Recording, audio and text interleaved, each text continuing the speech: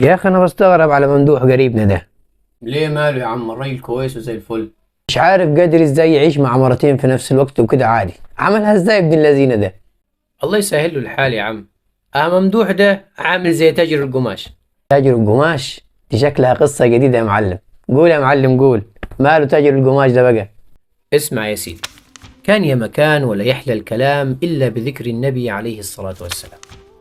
كان ببغداد تاجر ثياب ليه ثروة كبيرة، فبينما هو في حانوته أقبلت إليه صبية فالتمست منه شيئا تشتري، فبينما هي تحادثه كشفت وجهها في خلال ذلك، فتحير وقال في نفسه: قد والله تحيرت مما رأيت، لأنها كانت فائقة الجمال.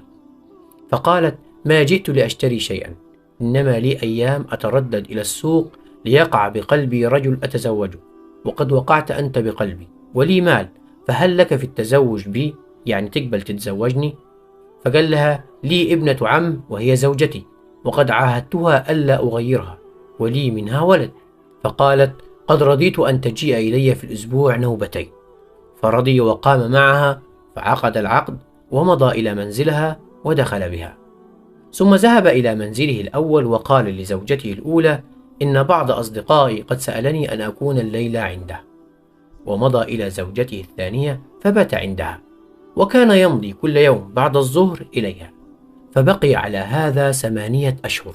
فأنكرت ابنة عمه أحواله، استغربت من أحواله، هو الراجل ده بيروح فين كل يوم كده؟ فقالت لجارية لها: إذا خرج فانظري أين يمضي. فتبعته الجارية فجاء إلى الدكان، فلما جاء الظهر قام وتبعته الجارية وهو لا يدري، إلى أن دخل بيت تلك المرأة. فجاءت الجارية إلى الجيران فسألتهم: لمن هذه الدار؟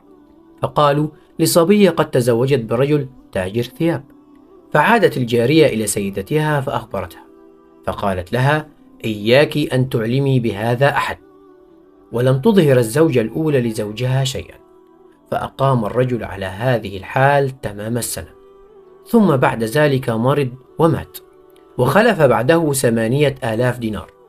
فعمدت المرأة التي هي ابنة عمه إلى ما يستحقه الولد من التركة، وهو 7,000 دينار، فأفردتها وقسمت 1,000 الباقية نصفين، وتركت النصف في كيس.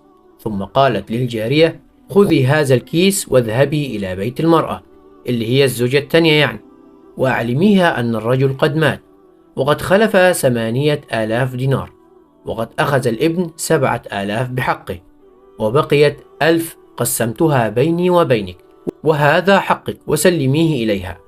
فمضت الجارية وطرقت عليها الباب ودخلت، وأخبرتها خبر الرجل وحدثتها بموته وأعلمتها الحال.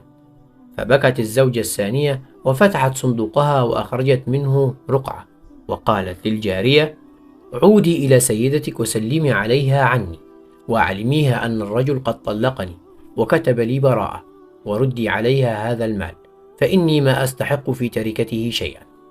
فيقول ابن الجوزي: فلا ندري أنعجب من عقل الأولى وتقواها وحكمتها وعدلها رغم مصابها وغيرتها، أم من سعة عقل الثانية وحسن تصرفها وفردته، مع أنه لم يطلقها، لكنها آثرت ضرتها بميراثها من زوجها وهو نصف الثمن.